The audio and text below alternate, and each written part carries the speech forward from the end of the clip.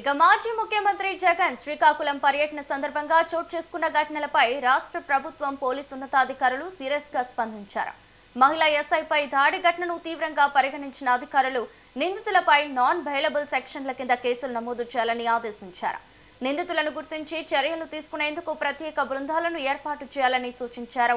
పోలీసులపైకి దూసుకెళ్లిన వారిని కూడా వదిలిపెట్టకుండా చట్టపరమైన చర్యలు తీసుకోవాలని స్పష్టం చేశారు.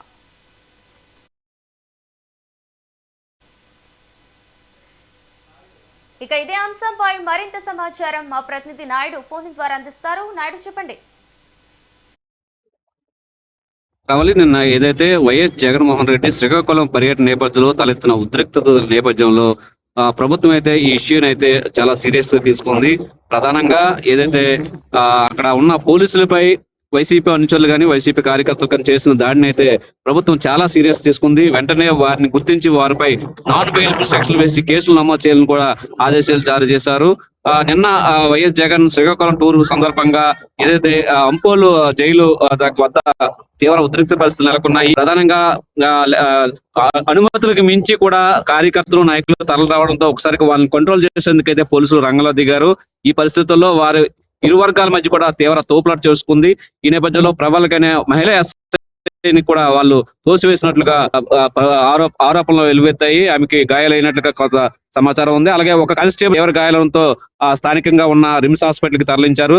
ఈ పరిస్థితులన్నీ కూడా చేస్తూ గనక ప్రభుత్వం అయితే చాలా సీరియస్ గా తీసుకుంది. ఈ వెంటనే ఇలాంటి అసాంఘిక చర్యలు చేపట్టిన వైసీపీ నాయకులు గాని కార్యకర్తలపై నాన్ బెయిలబుల్ సెక్షన్లు నమోదు చేసి వారిపై కేసులు నమోదు చేయాలని కూడా ప్రభుత్వం అయితే తీవ్రంగా స్పందించింది.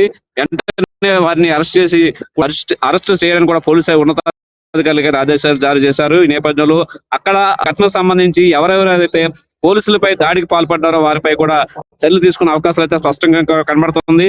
మరోపక్క ఎవరైతే ఆముదాల వలస వైసీపీ సమన్వయకర్త ఉన్నారో ఆయన ఆధ్వర్యంలోనే పోలీసులపై ఈ దాడులు జరిగినట్లయితే పోలీసులు ప్రాథమికంగా గుర్తించారు.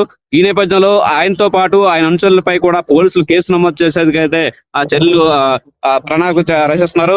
ఎవరెవరైతే దాడికి పాల్పడ్డారో వారిని ఐడెంటిఫై చేసే పనిలో అయితే పోలీసులు ఉన్నారు. ప్రస్తుతం అయితే ఇక్కడ భోగాపురం ఇంటర్నేషనల్ ఎయిర్పోర్ట్ ప్రారంభోత్సవ పనుల నేపథ్యంలో అక్కడ బందోబస్తు కార్యక్రమంలో పోలీసులు అయితే ఫుల్ బిజీగా ఉన్నారు.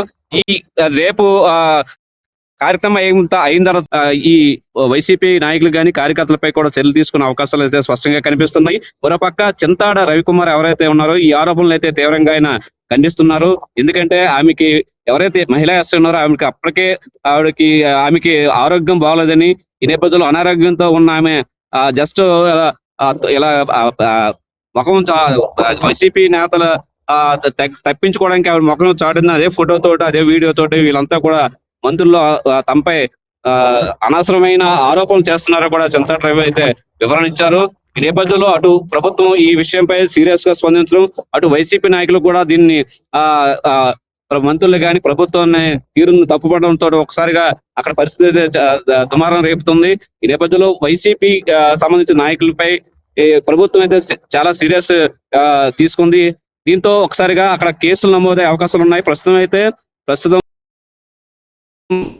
పర్యటన కూడా పోలీసు అంతా కూడా ఈ బందోబస్తు విధుల్లో బిజీగా ఉండడం వల్ల రేపు నుంచి కూడా కార్యక్రమం అనంతరం వారిపై ఎవరైతే మహిళా ఎస్ఐపై కానీ ఇతర పోలీసులపై కూడా దాడి చేసిన వైసీపీ నాయకులు కానీ కార్యకర్తలను కూడా ఐడెంటిఫై చేసి వారిపై నాన్ బెయిలబుల్ కేసులు నమోదు చేసే అవకాశాలు అయితే స్పష్టంగా కనిపిస్తున్నాయి.